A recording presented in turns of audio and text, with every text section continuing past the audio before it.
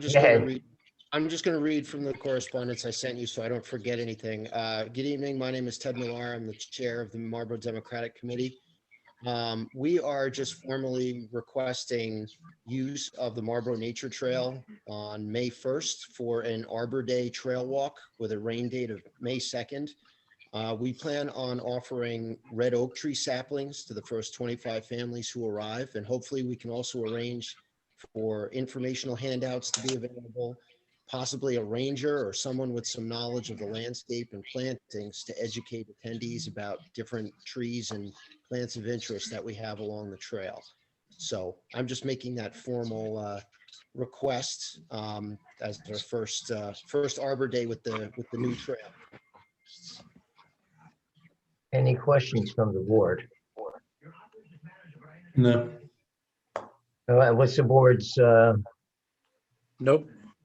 Yeah, sounds good. feelings on that? Sounds great. Yeah, sounds good. Thank you, gentlemen. Ed? I'm good with it. Okay, I think that's a positive. Yep. Thank you, Ed. Yes. Okay, let us know, Ted, about everything, and just keep us informed. It sounds like a great idea. The board's on board with it, so let's move forward. I think it's a great idea.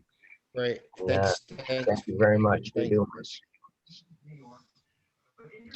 So next is the big time we've been waiting for 6 years. The great Michael from Nexamp. It's finally arrived, hopefully. We've been wanting a solar farm on that land with the town's transfer station, landfill. We went through many different other outfits. We went through an RFP, and Nexamp won that RFP, and so we moved forward with a lease agreement, and everything seems like it's lining up pretty good, Michael, which I'm very happy with, and so is the board.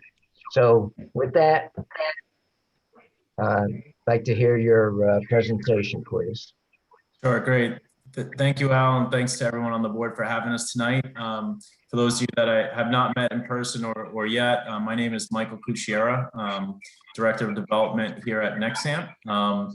We started, working in Marlborough on our first project in 2017. And these do take some time, and thankfully that project will be turning on any day now. I believe the utility's out there testing the site. That was approximately 2.8 megawatt community solar project. But before I get too far in advance, I want to introduce Dallas Manson, who is one of our developers on the team and has been working closely with me on this project. And she brings with her not only experience of the New York market, but also landfill development, helping us win some other RFPs across the state, as well as in New Jersey. And also from Labella and Associates representing us on the engineering side, Ruben Hall, who is from Labella. So I think tonight, I could kind of set the stage, have Dallas talk a little bit about sort of the benefits to the town of the project based on the, where the power is going from this project, and then have Ruben take us through some of the particulars of the submission for questions about the actual design and build of the project. But as you were mentioning, late 2019, the RFP was in 2019, late 2019, early 2020, we were awarded a contract or an award to obtain a lease agreement with the town, which we actually have just put into effect in February. So that is in place. And we have moved into our development and construction period. And in addition to that, we got the lease as well as put into effect. It's not signed yet, but we have pre-agreed to a community solar a credit sale agreement with Nexamp, which would basically deliver energy credits at a discount to the town. And Dallas can talk about that briefly after this. But just quickly update on the general project. So we have a project. We have our 25% payment paid to Central Hudson. They have indicated to us that the project is viable at its location. We actually are trying to schedule a site plan with them to finalize the interconnection point, make sure they're good and we're comfortable with it. But I think a lot of the discussion that comes out tonight may talk about that. We have to then, after we move through this process, do a post-closure plan with the DEC. Dallas is working closely with Labella on that. But once again, that one will be submitted once we get final approval from this board and we know that our design is going to be set as is. So yeah, so the project is making good strides. We're really excited about it. We do have a bit of a ticking clock in the sense that, I don't know how closely you've been following the New York market, but one key part of the revenue that the project gets from the utility is something called a community credit. There's only about 17 megawatts left for the Central Hudson utility.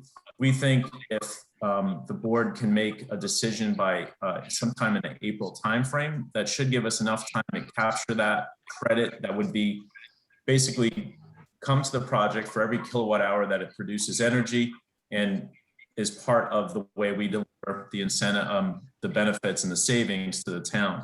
So I would point that out as one challenge. I think outside of that, everything is going as well as planned, and we're excited to present the project to you. So Dallas, maybe you could talk quickly on sort of the benefits to the town, and then we could have Ruben just kind of take everyone through the plans themselves. Yeah, hi everyone, Dallas Manson. Like Mike said, I'm a business development manager in the state of New York and New Jersey. A lot more landfills in New Jersey, but excited to be working on a landfill in New York. So when we submitted the RFP, like Mike mentioned, over a year ago, but, we're able to still hold to that 18% discount to the town of Marlborough. The percent allocated to the town's actually going to go up slightly because the project has dropped just a little bit due to the slope of the landfill, but we're still able to offer the town that 18% discount over the course of 20 years, which is a pretty large discount, one of our largest discounts we've offered in the state of New York. So really excited we can still hold true to that. And then we'll still be allocating 10% discounts to residents that didn't get signed up on Mike's previous project and want to get signed up now. I'm sure that our community solar team will be reaching out to the town to maybe work with you guys on setting up some information sessions to help get more residents signed up. But it's a pretty great program, and it's nice to actually see where the energy is, who the off taker is going to be, and it's going to be local. So excited to get this project built this year. So anybody have any questions for Dallas about, So I'm just quick question. So people who took advantage of the that discount, are they going to see an increase now, or will it stay the same, or? Nope, it's the same discount. It's just that once you fill a project, you have a wait list. Like there may be possibly residents in Marlborough that signed up later and weren't able to join Mike's project. And I'm saying it now on this project, they'll be able to maybe drop off that wait list and actually be able to subscribe to the project. So no change in discount, just another project opening up. Would they be able to capture all of that wait list with this project?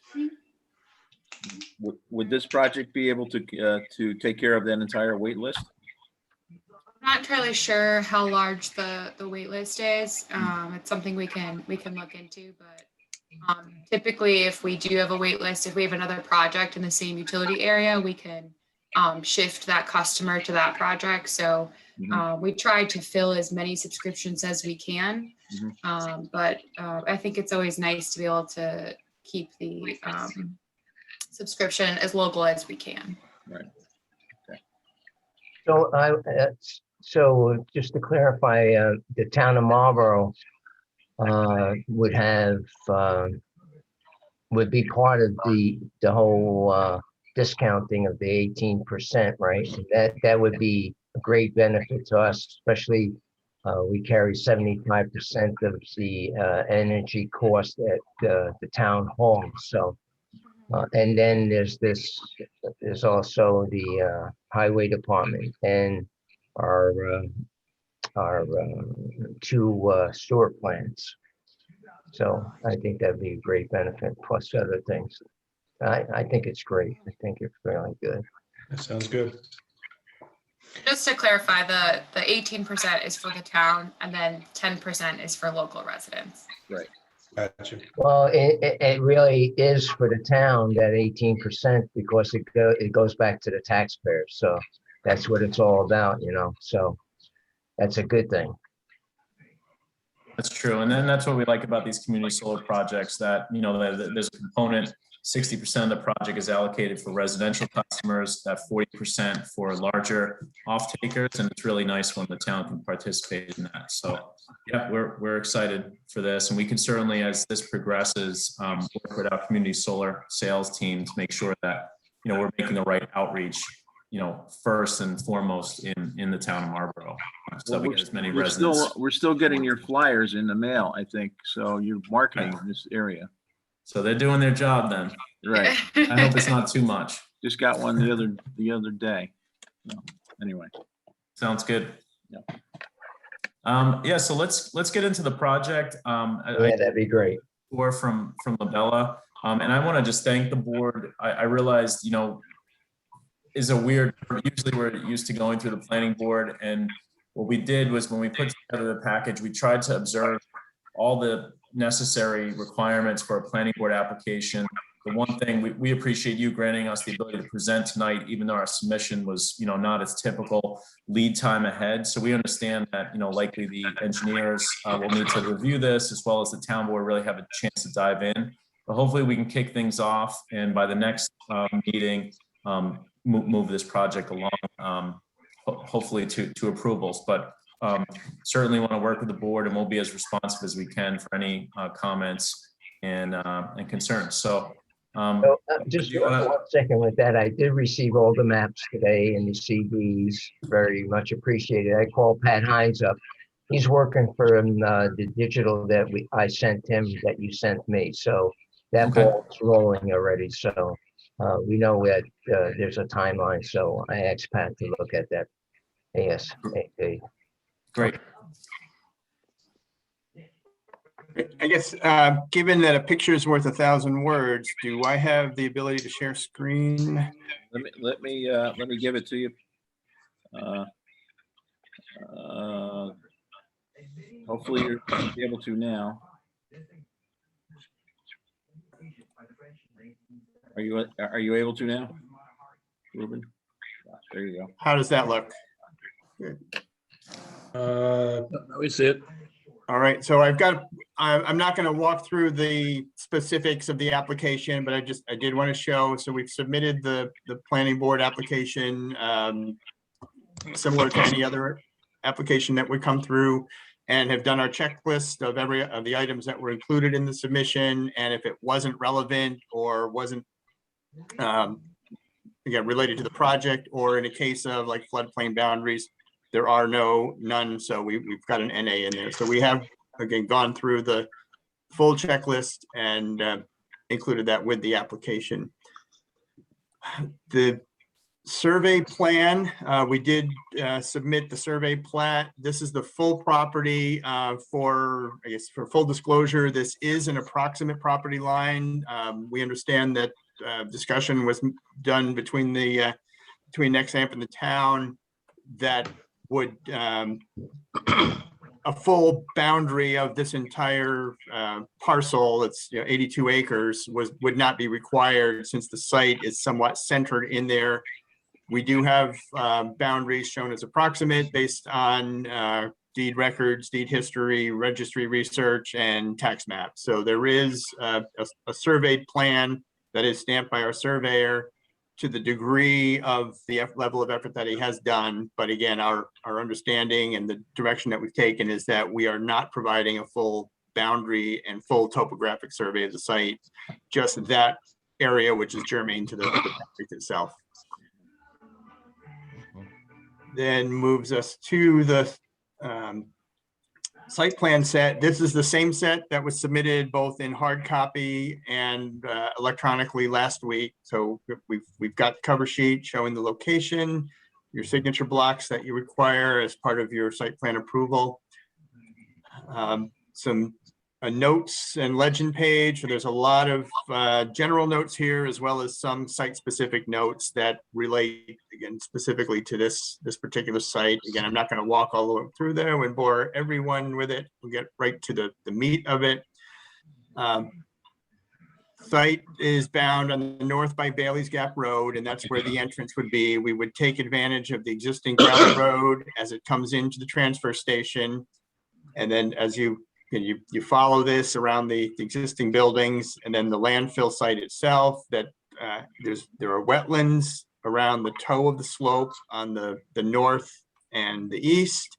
And then the area slopes up to the cap, somewhat of a plateau to a high point, a localized high point.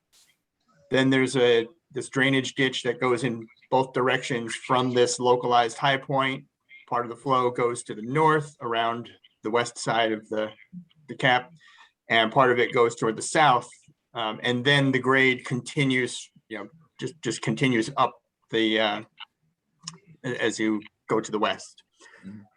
So what we've done for the approach of the layout is we've got a 12-foot road coming off of the back end of the staging area here at the transfer station, following the western edge. And I have a contour sheet, a grading plan as well, but this is just the site layout itself to show the impacts and how we are, to the best of our ability, avoiding any removals of vegetation. The proposed tree line is back here. We have a fence, which is essentially the limit of our impact, that will go all the way around the perimeter. And we've set the fence, so even the fence itself is outside of the wetlands. We snake around the outside of the wetlands, and then we come back inside the wetlands. But all of the work associated with this particular project is done to avoid any of the environmental aspects that are off of the landfill proper. Hey Joe, it's Ed from Hudson Valley. Justin asked me to give you a call about the lease buyout. So if you walk me through the process. Again, as I said, we have a contour map which shows the general slope of this road. It's about a 13% road, so we're proposing an asphalt road for stability that comes around the west side of the landfill up to the high point, and then there would be a turnaround.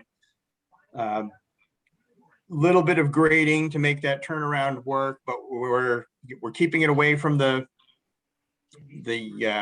ditch line, and then making up the grade by blending it into the hill. The whole approach on all of this, being a landfill, a capped landfill, is to not have any excavation, not have any trenching. It's all fill material that's placed outside of the limits of the cap. So then the work that's inside with regard to the units themselves, the solar panels, that will be separately engineered in terms of how those supports and how those are going to be placed with the context of the landfill. When this goes to construction, there will be a plan that will be worked out with DEC in terms of how it's going to be installed and how it's going to be monitored, and DEC will be a partner in all of that, so that there will be no breach of integrity with the landfill cap. And that part is outside of what we're showing on these plans. That would be a separate agreement, again, that'll be worked out, or a separate program that'll be worked out with DEC for the installation of the panels themselves. Continuing along, the rest of this package is details. Some are standard details, and others are, again, site specific, but most of these are erosion control. I'll go back to the plan. We're doing, because of the nature of the slope, silt fence does not work here. It it would create more problems than it would solve. So what we're going to do is we're going to install check dams all the way down and maintain the drainage swale that's there. Similarly, we will have check dams on the side of a ditch line that will be created on the opposite side of the road. So with regard to temporary and permanent erosion control, that again will all be part and parcel to how this roadway is put in. But other than that, there's very little around the outside or the perimeter that is going to be affected. It's purely the fence line. And we did do a roadway detail, so a roadway section. So it does show the profile as we come off the transfer station pad. We come up at about a 13% grade. Level out to, we break that down to about a 2.5% when we get to the peak, and then we have the turnaround, which is essentially at almost a level when we get up to that high point. The rest of this set that we provided again is details of the erosion control, details of the general panel layout. Again, this I haven't got into specifics about the electrical side of it, but we do show the ballast. We show the existing ground, the ballasted system that would rest on the ground, and all the dimensions that go along with that. Likewise, we have fencing details, and the last one is a little bit more of the erosion control and signage detail that's required. One, by regulations, and two, just so somebody knows where to call if there's an emergency. And I don't think that's Mike's personal phone number, but Not mine. that's it. Ruben, if I could just point out, if we can go back to that detail on the racking, or right there, a key thing, we do not want to interfere or penetrate that cap of the landfill. So these systems are ballast systems. So these would be basically concrete pads, usually pre-filled, and sit atop of the existing grounds. That detail, I'm not sure if we have that crush. We could talk through it, but the idea is that we're basically sitting on top of the landfill, not impacting the landfill cap itself. And I think the crushed stone is, if it needs to be level, we have some areas that may go against the contour, and if that's the case and it's kind of a wedge of land, then that's done with the crushed stone. So Mike's right, this is a little deceiving. The bottom of the racking, the ballast itself, will sit on the ground. The crushed stone will be used to taper if necessary to level the ballast systems. Real quick question, guys. What's the wind rating on us? Because that's essentially, it's a wing. I'm just curious. I mean, it's a wing. Has this ever been engineered, like tested? What the wind rating would be to actually make that move or pick it up? Yeah, so we're using RBI ballasted systems. I think we should have included the spec sheets for it. I was just looking up the actual wind grade, but the tilt that we're showing right here is RBI's go-to ballasted system. They've been doing landfill ballasted systems for over 5 years. They've tweaked the system a little bit to make it very efficient. I can get you the wind load data, but this is the go-to system in the landfill world for solar. It's a ballasted system. Sorry, go ahead. I was just going to ask, when they design these, my understanding is that they are, using local historical weather data and, potential wind hazards, and sort of designing around, what maximum speeds might be anticipated at a particular site. So I would imagine it's well above 100. Dallas, yeah, sorry, it's on the spec sheet. I was just trying. Site wind speeds are 170 miles per hour, and the snow load is 90 plus PSF. They're pretty heavy. Yeah, I don't think we'll see 170. We'll No. that happen. Yeah, bigger problems than that. Yeah, so that existing grading too, you'll see some will have just a ballasted system, and then some will be graded a little bit more to make sure that the tilt and the wind load are addressed. Okay, and just another quick question. I don't mean to interrupt, but going back to the the drainage with the dams in there, Has the wetlands been tested to see if it could hold that much rainwater? I mean, coming off those, that's a lot of surface area. Because I'm sure that's just going to drain into the wetlands, right? That's going to be the stormwater retention. There, it's not changing what's coming off there now. So we're using the same flow paths, same flow patterns. So the way these modules would work is that they're not going to drive any more flow than is already going through there. It will, again, they'll drip off the edges and then find its own, again, sheet flow across. And then by the time it gets within 100 feet of these, they're going to be back into natural, current drainage patterns. Okay. Like I said, most of this, Alan, is in the hands of our engineer now, Pat Hines, from Magui, Hauser and Etzel. So they're pretty good about the swap and the drainage stuff. So they just received that Friday, I think. And so we'll hear from Pat pretty soon on his recommendations, what they have to move forward. And also, so if this is going to be gated, I guess it would require a knock box for the fire department. Is that correct? Yeah, so we could certainly provide that. Now, that's no problem. I think it brings me to a point that I want to discuss. So, we do have to, getting quickly back, we do have to create our SWIP and analyze any surface water flow off of the site. I mean, really, the only thing we are changing and sort of impacting that could be the road itself. I think the rest of the land is really untouched. In essence, as far as stormwater flow goes, and Ruben, correct me if I'm wrong, but that's correct. By putting the paved road, so we have a 12-foot paved road. So yes, that does, that's the one thing that does change, changes the character of that section.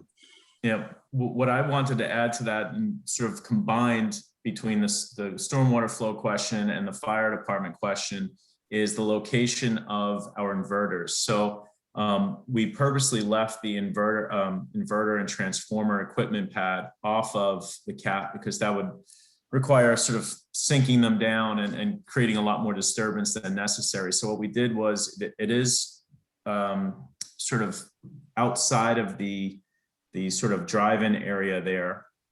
And I don't know, Ruben, if you don't mind zooming in on the right-hand side, the transformer pad. So we will have electrical conduit going to that, and that will be definitely an area which will be fenced, and also probably the key area that the fire department will be interested in getting to, less so the panels on top of the landfill. But we could put Knox boxes in multiple locations if need be. Yeah, I think they would like that. Right, Alan? Yeah, that would be, I mean, in both gate locations would be definitely would be what they want. Yep, certainly. We've done that before.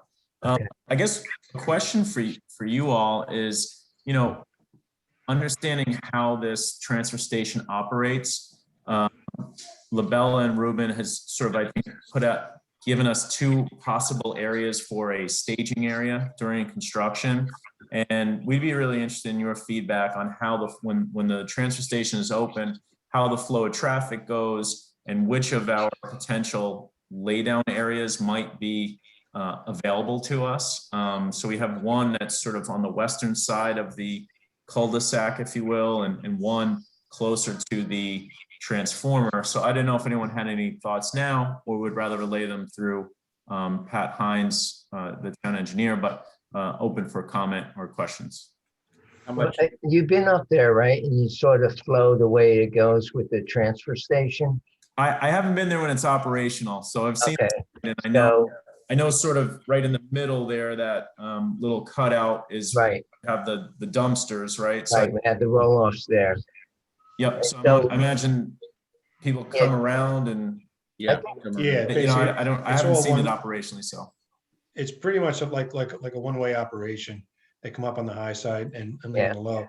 I think the staging location we could probably leave up to who's running the land, who's running the transfer station now, would probably give us the best insight. right, Howard? Yeah. I mean, where would you want to put it, Michael? It's not heavy traffic, and it's only weekends mostly. It's Friday and Saturday, Sunday. So, Yep. No, and that's definitely great for us on construction wise, meaning that we could work, 4 10-hour days, Monday through Thursday, and not be there when people are there. I think we're open. To me, it makes it the western one that's sort of hashed out, or with the circles there. Mhm. To me, seems that would be out of your area, and all of this is really relatively close and easy. It doesn't matter to us really. It's yeah, they can not a take a large look. site. So to me, that made more sense than the other one, but I just wanted to check. I think that's fine, and check with Pat, and I think the board is comfortable with that. We have flexibility, in other words, and you should take a Yeah. look at it. But if you think the west side there that was outlined, that's fine. That's behind the trailer there. So you have this. I think, yeah. How much noise does this produce, actually? Does that, The actual construction. Yeah. You're gonna hear truck traffic, bringing material up, so that'll be somewhat of a noisy day, but it'll be trailers, delivering modules and equipment. Not so interested about the construction of it, but once it's all set up and I'm thinking about the 2 guys that are up there Friday, Saturday, and Sunday. So I'm thinking if it's the furthest away from their little trailer there and stuff like that, it'd probably even be better, right? I'm just thinking. Yep, that makes sense. I usually say it's like a vacuum cleaner if you're standing next to it. If you're Oh, standing okay. next to it, it's like a vacuum cleaner, and as you go farther away, it's a loud conversation, and the farther you move away, it's kind of like a low hum. And they don't run at night, obviously. So so it's about 73 decibels, I believe, is the inverter. That's the noise it puts off, but it does dissipate pretty quickly with distance. Okay. Questions from the board? It looks great. I mean, I'm very excited about this. Yep. Yeah, it's going to be a great project. That footprint is about 8 or 9 acres. Is that right, Mike? I believe so. I think it sort of ended up at. Is that correct, Ruben? The actual footprint of the solar array itself? That sounds right. I don't know where the final number ended, but that's certainly the right order of magnitude. Mm-hmm. Yeah, and we're going to try and look at what we're presenting here will be essentially the same. We are still going to try and figure out a way to make sure we can get the most amount of power from that site, which benefits the town as well, since sort of $1 per megawatt lease payment rate, as well as the power generated. We want to produce as many credits as possible. So we may look at alternative spacing, possibly bringing these slightly closer together to get a little bit more power density out of it. But really our footprint and the impact will remain the same, but it's something that we're going to explore and hopefully to the town's benefit. Fantastic. Sounds great. Thank you. So just to make everybody aware that the town is actually the people that are actually going through the planning process.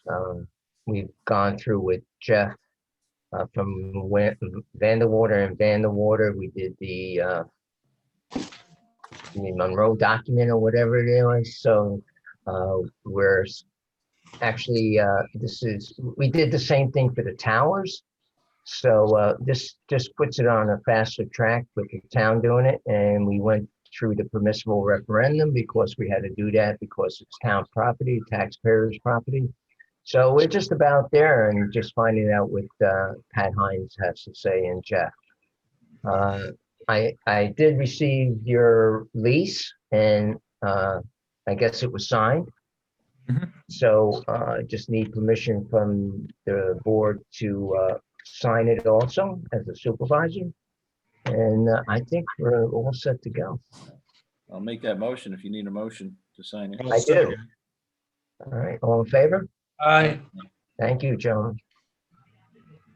Anything else? Actually, one question that I had, and Mike, you can stop me if I'm going too far off tangent here, but with regard to sending this to the county, we've done it before, whereas the owner's agent, we have filled everything out and sent it, or is this something where you as the town will take care of getting that sent? Yeah, actually, we'll work with Jeff and Pat, and we'll ask the town for a referral on this project. Thanks. I think we provided. I think actually we might have gone through something already, right? Danielle, do you recall? With what? I'm sorry. Did we go through a referral with the planning or with the planning of the with this project with planning from the Ulster County Planning? I don't know, but I'll check. Yeah. We'll get all I'm that not straightened sure. out with Jeff. So I'll work on that tomorrow, Mike. Okay. Yeah, and I think Dallas was just going to mention, we submitted a 239 form in our package, as well as sort of an explanation of, why we wouldn't be doing seeker at this point because of the Monroe document or doctrine. So you should see that in the package, and hopefully that gives the town a head start if you haven't done it already. Yeah. I think Jeff is well aware of this piece. We went through quite a few different stages of it anyhow. So I think we're good. Any other questions from the board? Okay, thank you, Michael. Thank you, Al. We'll Thanks, touch. everyone. Thanks, Howard. Yep. Good seeing everyone. Good seeing Thank you. you. Thank you. I'm Thanks. sorry Colgate didn't go very far, but I know. Always going to be in the dance for a little bit, though. yeah, they gave it a good ride there. Yep. All right. Thanks, everyone. Bye-bye. All Thank right, you. good night. Thank you. Bye. Thank Night. you. Very exciting project. Very good. Any comments on the agenda? Okay, so I'd like to move forward. So, as you know, somebody ran into the planter where in the middle of the town of Marlborough, where the flagpole is. And thanks to Chief Kokoza, he got after them, got the insurance money. I think it was about $4,800, $4,600, something like that, Chief. $4,820, yes. Yep. So the chief helped me out. Thank you, Chief. And we got 3 quotes. And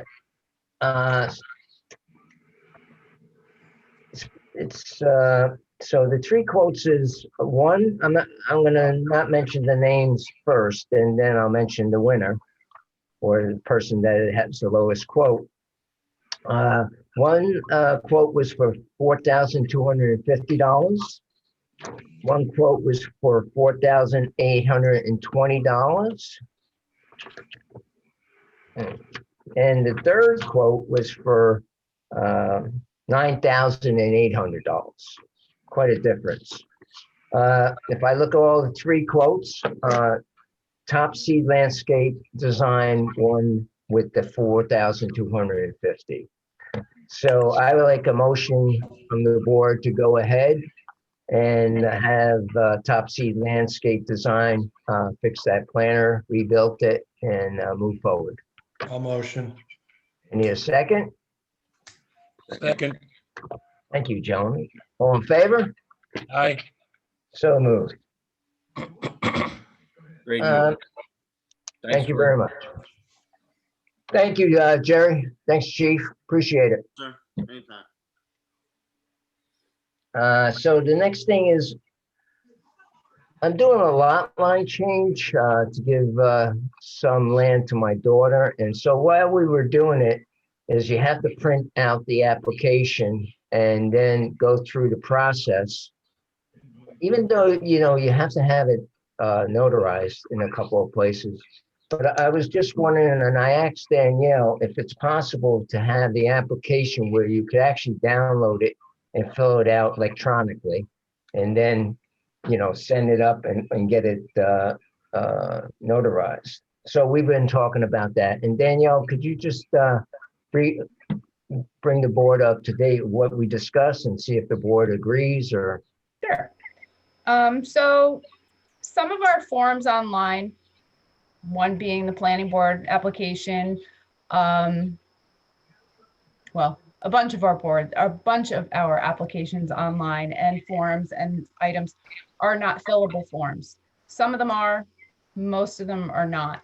So Al had brought it to my attention the other day, so I looked into it, and I can make all or most of them fillable forms. I discussed this with Civic Plus to see if there was a way to, what's the word, Howard? Workflow, right? So then this way, someone could fill out a form and email it directly after filling it out. But what I think we're going to do, because some forms need to be notarized and other there are components to certain applications. The reason why Adobe Acrobat is on the agenda is because we'll need to subscribe to that in order to make the forms fillable. So I can take those forms, take the PDF, make it into a fillable form, and then pop it back onto the website, replace it with the current form, and then somehow let the applicant or the person filling out whichever form it is know that they are able to mail it to a certain email address. Whether that's put on near the hyperlink, or I have a couple of ideas, but the main reason that's on there is to change the forms on the website to fillable forms, which would benefit us. And it's, I think I emailed you guys, and it's $12.99 a month. Yeah. So it's not that expensive. And I think it's worth having because we're going to be probably creating more and needing more in the future at some point. So I think it gets us up to the times. You know what I mean? Yeah, exactly. Yeah. You know, because you print one out and you make a mistake, you got to print the better one out, or the one page that you made the mistake. At least if it was where you could fill them out electronically, and then, you know. So the forms you're talking about are a little more complicated now, but there are some simpler ones that we could do. The form center feature right within the website, I believe, right, Danielle? That's another conversation, but yeah, there's another module within the website that I could do simpler forms, like a change of address or something like that, which I can create that page, and then once someone fills it out online, it could go directly to an email address. Right. So the ask is to get the Adobe Acrobat, right? I would move to get the Adobe Acrobat in a heartbeat. It's very inexpensive. I'll second. All in favor? Aye. Aye. So moved. Aye. Thank you very much, gentlemen. Jerry, you want to talk about our meeting, myself, Councilman Baker, and building code enforcer Tom Corcoran, and yourself with the Tilcon and with the Chief of Police of Poughkeepsie? And that meeting we had to bring the board up to date on that? Yes, sir. So on the 18th or the 19th, we met with the Chief of Police of Town of Poughkeepsie, Chief Faber, myself, Tom Corcoran, Howard Baker, Kurt Fulton, and a bunch of SWAT team members from the Town of Poughkeepsie. We did some sound testing down at the Tilcon property located off of Cedar Cliff. I'm sorry, Cedar Cliff. And those tests were very positive. From the gate at Cedar Cliff, which is about 2,200 feet from the actual range that they're looking to put in, there was no sounds to those residents. You couldn't hear any shots fired. As we moved in closer to the range, about halfway in, you could start hearing some slight shots, which were not readable or very low on the sound meter. And then, of course, when you got to the range, it was normal sound. So they've chosen a spot inside that property to create a range. That range would be a cooperation between the town of Marlborough and the town of Poughkeepsie. And the town of Poughkeepsie will be looking to fund the construction of that range. They have made arrangements with Tilcon to use Tilcon personnel, Tilcon equipment, and Tilcon supplies to build such a range. Basically, in this whole deal, we would be able to use it for free at their, as a cooperation between the two towns. But yet they were going to build it and supply all the stuff. So I think it's a great idea. There was some concerns about, the noise and the sound that it could generate. And I was very excited to find out that there's very little to no noise that you can hear from the nearest house, which I said was 2,200 feet from the actual range. The range is actually closer to the riverside of that property. The only impact that I could see is Cedar Cliff will see on specific range times a little bit more traffic than they're used to seeing. And that would be the officers driving into the Tilcon property to access the range. But they'd all be going the speed limit, right, Jerry? Sure they will. It's not a very big road and it's not a very wide road, so I don't think you're going to see much speeds through there. Just the extended number of vehicles is what you're going to see. Yes. But town of Poughkeepsie, they train twice a year. Depending on their training schedule, it could be about a week each time. They train in the spring, they train in the fall. They also do have some SWAT team stuff that'll go on maybe once a week, a few hours here, a few hours there, but not every week. And then we'll use it, our 3 or 4 days a year that we do go to the range to certify our officers. So it's not, out of the entire year, it's not a tremendous amount of usage. Obviously, in the winter months, it's not going to be used at all. It's an outside range. So really, it's just a fair weather range for us and for them. It looks positive. It looks like it's going to be a go. So I would say they mentioned it was like 1 point some miles from our nature trail. Correct. So there's a whole mountainside, a stream, and then the nature trail that comes in on that north side. Way to the north. Yeah. Way to the north. It's like 1.5 miles away. Right. And there's a huge mountain peak between the two. The range is actually 100. I think he said 168 feet in the hole. Right. Yeah. So it would have to go up 168 feet and then 1.5 miles north over a mountaintop, even to hear any type of noise or projectile or anything like that. Yeah. Yeah. When we were by Mr. Graziosi's place there and did the first test, I didn't even know they did the test. You didn't hear anything. And then when you get further up, you heard some noise, but basically the decimal reading was pretty low. Hey, Jerry, just a quick question, maybe a bit of a concern. I know some gun ranges, the ammunition that they're going to be shooting is going to be lead-based, I would assume. Are we going to have any abatement issues? Yeah. I didn't ask them about the abatement issues, but I could tell you that they're shooting into a man-made created embankment. They're bringing in sand to create this embankment that they want to fire into. So I'm assuming any abatement that's going to happen will be that sand pile or those sand piles. It's a pretty big area they're looking to do.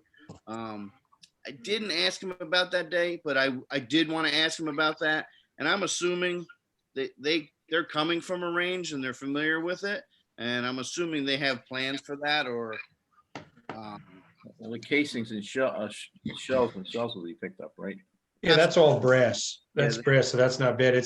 Some old shooting ranges actually had issues because there's just so much lead that got in. I mean, what Jerry said makes sense. If they're going to bring in a sand pile, that could easily be removed. And the base of that is rock because that's blasted right down. I kind of know exactly where you guys were, just the way you described it. And how high is that embankment going to be, Jerry? Like 10 feet high or? He said 20. It's going to be 20 feet tall. 20 feet.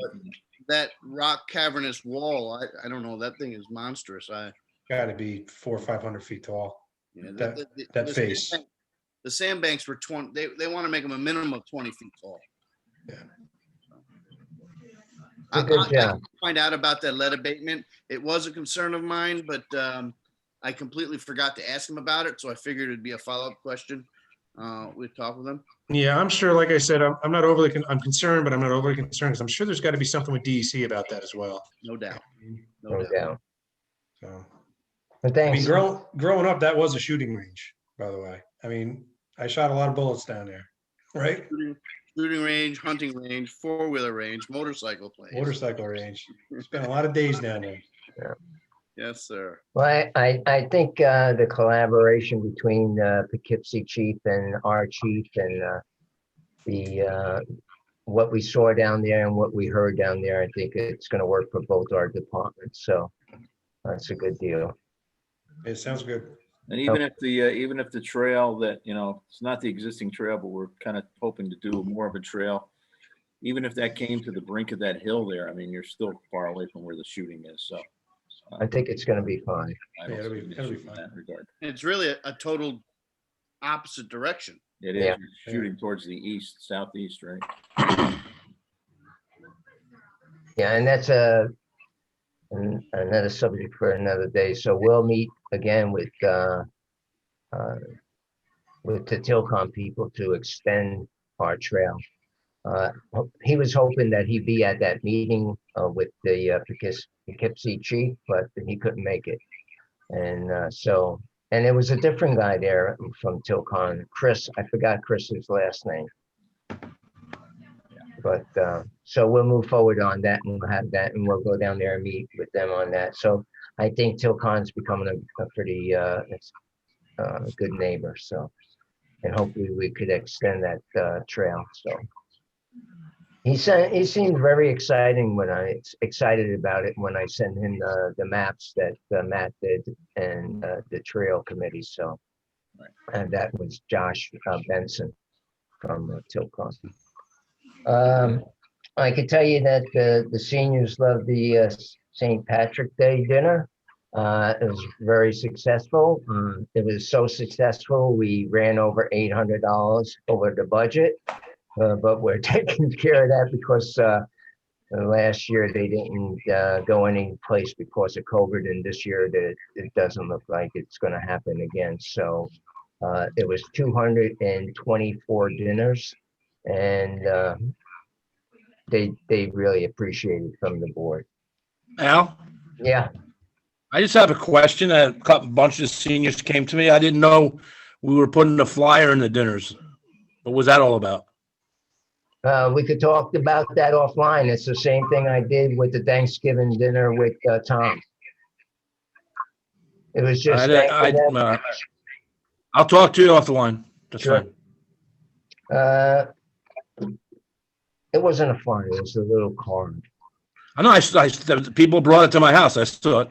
Yeah. Like a business It card. was Alan, Zeta, and the board.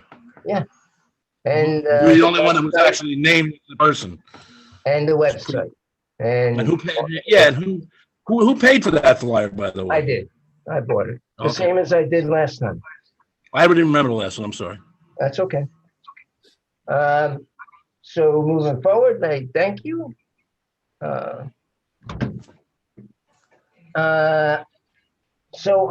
We did make an amendment, so I'd like to talk about, first of all, I talked about this before, about the two ballparks on top of the hill. I'm talking with, Tom has introduced me to a gentleman, Mike from the electrical company right in Milton. And also been talking to another gentleman that puts in telephone poles.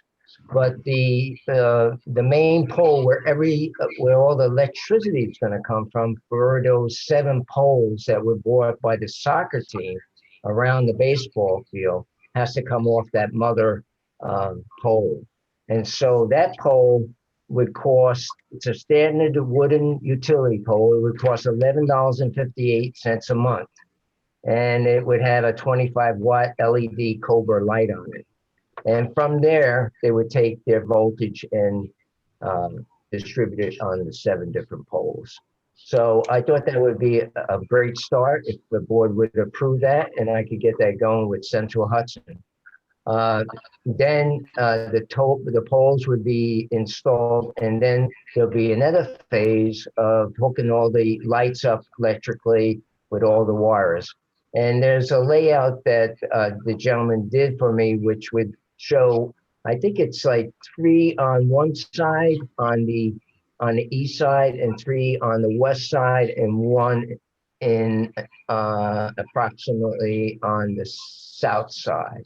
And I could send that to you, the board, to make sure that it seemed like it would light the whole field pretty good and there wouldn't be dark spots. So I'm pretty excited about that. Trying to keep the cost down, but I don't. Do we have the poles now? Is that what you're saying? We have the. Yeah, the poles, the 7 poles were bought by the former soccer judge, O'Reilly. Yeah. So Okay. he bought those. We have the lights too. I'm sorry. We have the lights. Yes, we have the lights that Tom got, and they're in the shed there. Right. And I got a little scared because they were talking about, when I took a picture of the spec, 277 volts, and there's no 3-phase there. But when Mike and I went in there, it's the baluster could be from 120 to 220 to 277. So you could change it by wiring it differently within the lighting system itself. So the lights are good, which is a big plus. And Tom got that a couple of years ago, I think.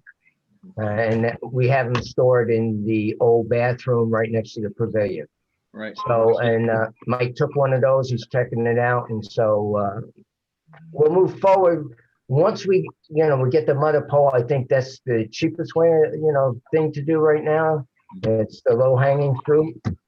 We get that up. I don't know how long that'll take. And then the other thing would be the installation of the poles would be another thing to get the pricing on that, and then the overall electrical work to install the light. So you need a motion to go with the 1158? Yeah, 1158 a month, and that gives you the utility pole, the wooden utility pole, and the 25 watt lit. That'll be great. And if people are go up there playing soccer and it's dusk and it comes down, at least they'll have some lighting up there too. So, I'm asking a motion to spend 1158 to get in contact with Central Hudson and move forward on that pole. A motion. Yep, I'll second it. Thank you. All in favor? Aye. Thank you, Ed. That'd be great. You bet. Going.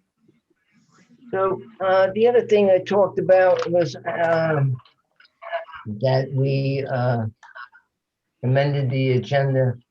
So I was thinking, and I saw this, and I like the board's approval, and together with the supervisor and the board, I'd like to do this, and it's to honor the victims of COVID and those we have lost during the pandemic. This be a short, loving, solemn event. Participants be invited to share photos, prayers, remembrance of a public story board. We'll have a board up. After a welcome, a community member, I'm thinking about all-inclusive, having Vincent Purcelli there. We'll be asked to share an inclusive meditation. Following that, floating lanterns. I saw this great thing, these floating lanterns that would go out onto the pond and will be released on the pond as a gentle instrumental period of music, accompaniments, and the ceremony. People will be encouraged to stay as they wish up until 9 o'clock. The lanterns are basically, they're not that expensive, and you can use them for further other things that we might want to do, like 9/11 Memorial, if we want to float those out there. We may be able to work with libraries to require boards for display and offer the display to the librarians to record historic period. Following the event, the lanterns can be picked up by rowboat and stored for future use, possibly. And like I said, possibly we could use them from 9/11. I think the estimated cost would be anywhere between 100 and 350, because I'm thinking of getting a cello player, and I'm thinking because of the COVID and the musicians are really strapped for a couple of bucks, that we would have that. I'm thinking sometime in May, maybe, when warmer weather. And so that was my idea. I think because of COVID, a lot of people really didn't have that closure and didn't have people at the funeral homes. And maybe this would be a good thing to offer to our community. Very appropriate. We're not that type of music. So I just want some comments. What do you think about it? It sounds good. Who would organize it? I think I would organize it with the board's help. I don't think there's a lot really that really would. We know a cello player that would be cello doing it. I would ask Vincent Purcelli to proceed with a prayer, all-inclusive prayer. And so there's really not that much, just the ordering of the flotations. You know, Yeah, I'll give him a call tomorrow. I think it would be something that would be good for the community. I saw it and I you know, I really think it's a good thing, especially during this pandemic, what everybody's gone through. Especially we have 7 deaths so far, and a lot of people have lost loved ones during the pandemic that haven't had the, you know, people couldn't go to the funeral homes and stuff like that. So that was my idea. So I would need a motion to spend up to $300. Make that motion. That's why she wanted it early. But I'm thinking, you know, we just got. What do you think, Alan? I don't know. I mean, I don't want to be a downer here, but is the pandemic over?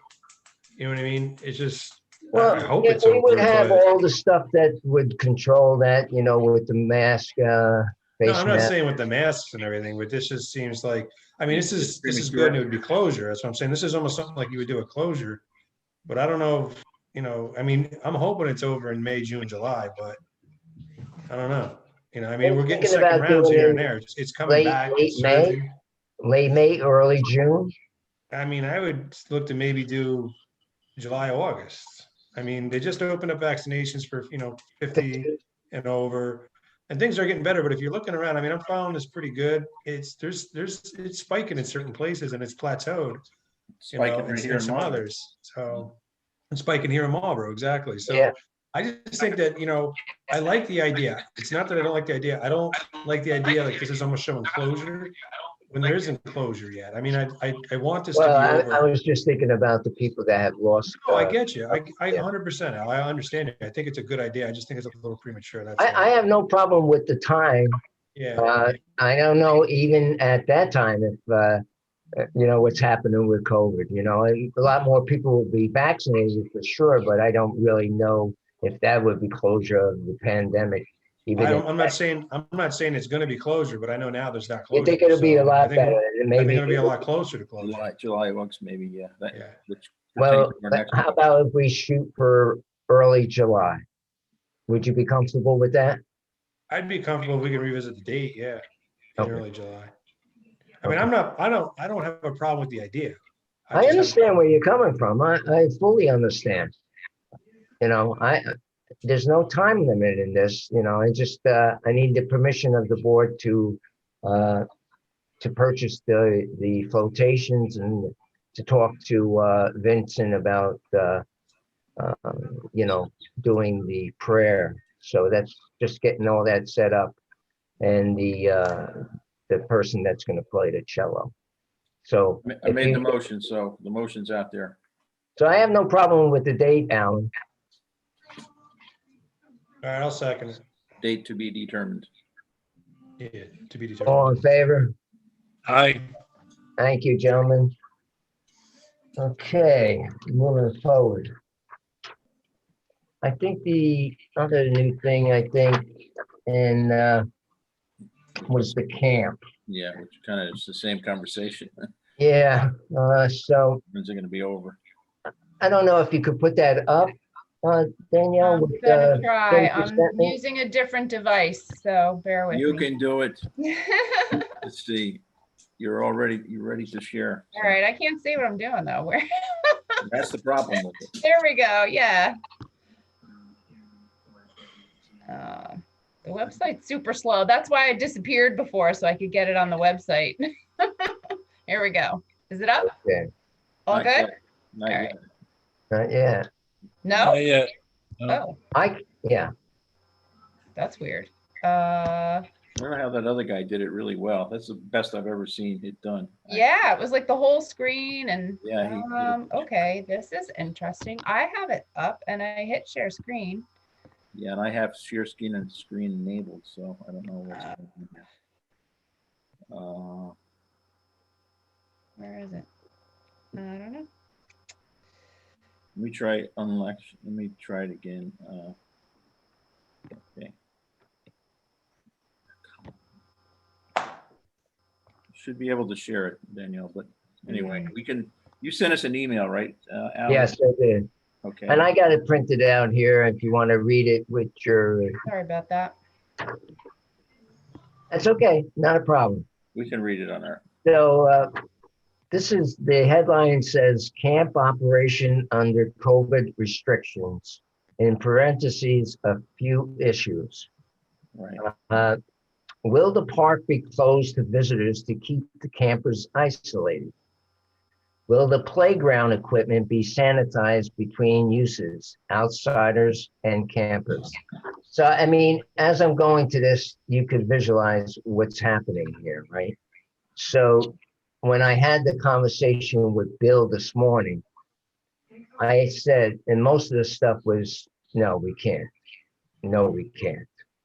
So keep in mind the conversation I had with Bill and what this letter is, because what I asked Bill and Ken to do was write to the board to say what they recommended, but they want the board to come to the conclusion either to have the camp or don't have the camp. So that's the whole purpose of this letter that they wrote. Well. So the first thing is, will the playground equipment be sanitized between uses? Who's going to do that? Well, it could be, but we'd have to have somebody do it. Right. It's all a matter of So, time and money. but you know what I'm saying? Yeah, I know. How do they know that COVID vaccinations won't be done by then? We're talking about. Well, can we go through this, Howard, so I could, the board could go line item by line items? When do they need to know? Excuse me? When do they need an answer? Well, let me go through the email and then we could come to some conclusion, or we might defer to the next meeting. But I think it's pretty clear that we can't do it. But But if you I want share, you to share come. the email, we could make a decision. I mean, You should have it, Alan, in your email. when was it sent? Okay, so a couple hours ago. let me continue, please. COVID vaccinations, none of the younger counselors will be vaccinated. That's true. None How of do the they know campers that? will, How do you know that? because I don't- they're not going to camp. They're not going to do it. These It's not are all things that we don't know, Howard. Okay. That's what I'm saying. They don't know. So don't how are they going to open up a camp if they don't know? But when do they need an answer by? Yeah, when do they need it? They I mean, need an none of the- answer soon. They need, well, then you send me an email at quarter after 6. I'm gonna I make a got decision that. about camp in August? I got the email. I'm telling you what the email is saying. I have Because I the- sent you the email as soon as I got it. I'm not saying you sent it late. I'm saying I got this, but 45 minutes before the meeting. We're now discussing it. I'm not gonna make a decision about whether keeping camp open or closed tonight anyway, irregardless. Then you want to read it and then let me Yeah. know. My opinion is, by talking to Bill and Kim, is that a lot of these things in the email, they cannot do. Like the cleaning. We don't know what the prioritized from the county is. How many people could we have at the camp? How many people, I mean, the kids have to wear masks, and how many in a group? So that's what they're actually saying in this email, basically. How are we going to do these things? And according to Bill, his thing is, I don't know how we're going to do it. Now, how are we going to do the busing? Is the Well, he has busing? to research it. He has to figure it out. Howard, he's saying he can't do it, and that's why he's writing the letter. Is he saying he can't he do it or he wants- doesn't want to do it? No, can't do it. Why can't he do it? And how does he know? Read the email. Read the email. I'm reading And call it. him up. I'm telling you what He he's said none of saying. the younger counselors will be vaccinated. How does he know that? Because we have to set it up now. Do we Okay. know that? No. He But has to, it's a he has to possibility set things in play now. So, He has to coordinate with the buses. We have to do an RFP for the buses.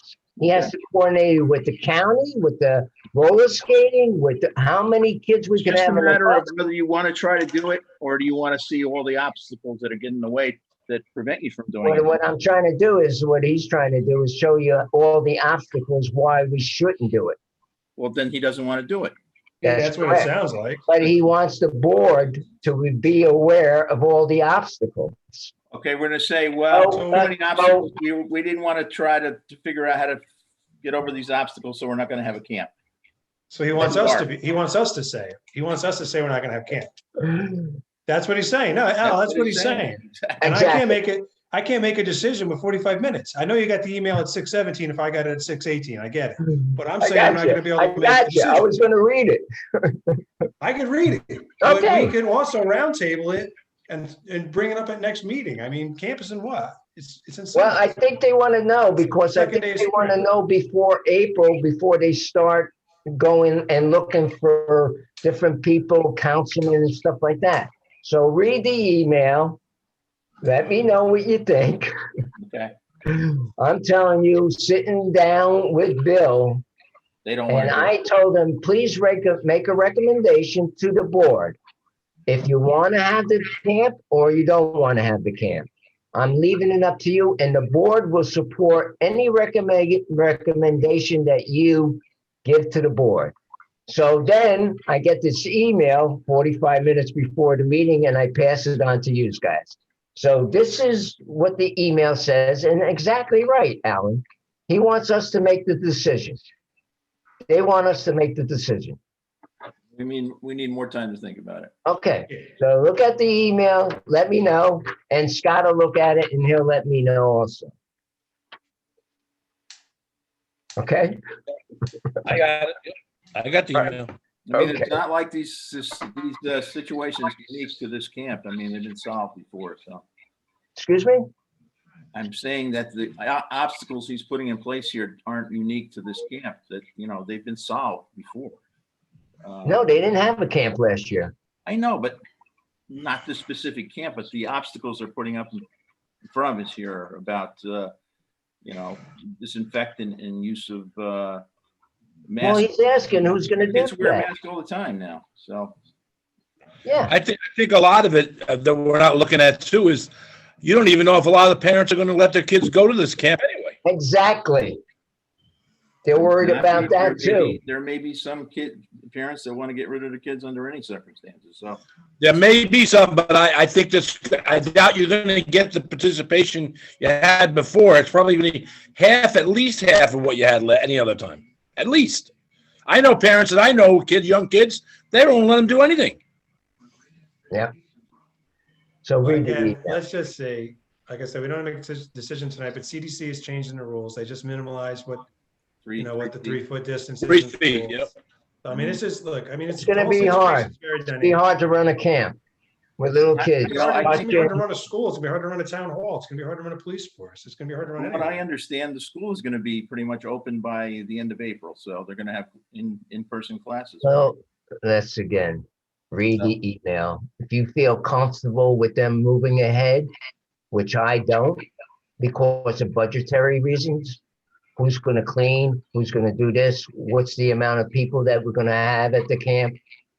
so forth and so on. So please read the email. If and it's a make your budgetary decision. concern, that's another thing. I mean, if that's the obstacle, then let us know. I don't have access to the budgetary information, but, so. I think a lot has to do too. I understand where else coming from. You're going to have a full-time person disinfecting that place the whole time the camp's there. And you're going to have to pay for the chemicals disinfected on a daily basis. I mean, it's going to run into a lot more money we should use. Maybe, but that's the only thing I see. Camp. But, Yeah, and who's going to run into the bathroom once a kid goes into the bathroom and cleans the bathroom? I don't know that that's the protocol that's necessary. I'm not an expert, so, you know. That's what they're telling me. So, but here's the thing, Al. I'm in a business. We have bathrooms. Every time somebody goes in the bathroom, nobody goes in there and disinfects the bathroom. Right. It's like 2 or 3 times. Hey, that's about all it is. Yeah, I think we should just take a little bit more time and talk about this. Maybe Okay. through like an email chain. Like It would have been a lot easier if they just said, no, we don't think we can do it. Yeah, but they want you to do it. I don't know. They want you to do it. they want us to do it. I don't have a problem with that. All right. Okay, moving on. You got the email. Let me know, guys, what you think. Okay. A lot of obstacles there because of COVID. So the workshop topic, short-term rentals application and fee. I think we're going to skip that because Scott's not here. He's been heavily involved in that. If that's okay with the board, it's not essential that we do it tonight. I'm fine with that. We could have it at the next meeting. Sounds good. What do you think? The rest of you? I'm good with it. Yeah, it's okay. I'm good with it. Okay. Tom, you want to give us an update on the COVID-19 and the second vaccination at the town hall? That's about all I'll give you. Is this Thursday, we're going to do the second vaccination for the people we did 4 weeks ago this Thursday. So we'll have the 78 people there because they got the first shot. We won't have to bring them in individually. We're going to bring them in 2 groups, one at 12:30, one at 12:45, and get them all done in one shot. 15 minutes, they'll sit there, get their shot, and they'll be in and out. Tommy, are you you're calling all those folks too? I already did. You did, okay. I know some people have been asking. Is that the Pfizer vaccine, not Tommy, or the other one? This is Moderna. Moderna? Yeah, that's 4 weeks. That's right. That's 4 weeks. Very good. So basically, you've been going back and forth with the short-term rental, and I think you're okay now. How would you know about the R and AG1? Yeah. Okay. Yeah, I know about it. Yep. Okay. I think we can mention short-term rental in the language, but I can live with it. If you go to, if you read the first where you're going to introduce the definition into those things, like the 155.12 B4 and C4, it's all there. And he just sent I read it all. Okay. And he just sent a update on the definition of a short-term rental also. And he eliminated that one thing that we were talking about the 30 days. Yeah, I don't know where that came from. That was. We missed that one. Like Tom says, he thought we wanted it in there and we just missed it. So he took that out. Anyway, I think it was just leftover garbage from something. I don't know. Yeah. I haven't heard anything about the referendum on the 4-year term for the highway department. I'll have that probably next time. Hopefully. When did we last do that, Al? Was that 8 years ago? It got turned down? I think it might have been 10 years ago. Is that? I think by absentee ballots, Colleen for the clerk was passed, right? For a 4-year term. Yeah. And I think also we had town board on there. I wasn't involved in any of that. Town board, supervisor, and the highway. So the highway and the supervisor wasn't voted, didn't pass, but the town clerk did by a small margin, I think, from absentee ballots. Well, it ought to pass 4 years. So, I asked to see if we could do the highway again. You guys are aware of it, so. Okay. I have no correspondence. I was going to read Ted's letter, but Ted did it on his own. He read it, so we're good there. Public comments?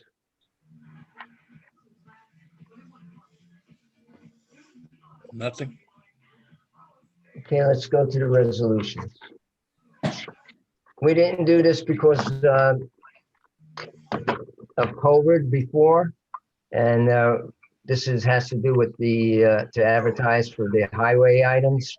Resolution 37, be resolved that the town board authorize the town clerk to advertise for the following highway materials.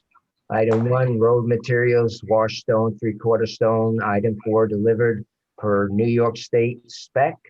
Item 2, material hauling spec available at the town clerk office. Now therefore be resolved that the town board authorize the town clerk to place a legal notice in the official newspaper for the town requesting sealed bids on recommended highway items, and that all bids must be accompanied by a signed non-inclusive affidavit. And be it further resolved that all bids be received by the office of the town clerk, 21 Milton Turnpike, Milton, New York, 12547, until 2 p.m. April 15th, 2021, at which time they will be open and read out loud. Danielle? Councilman Molinelli, Yes.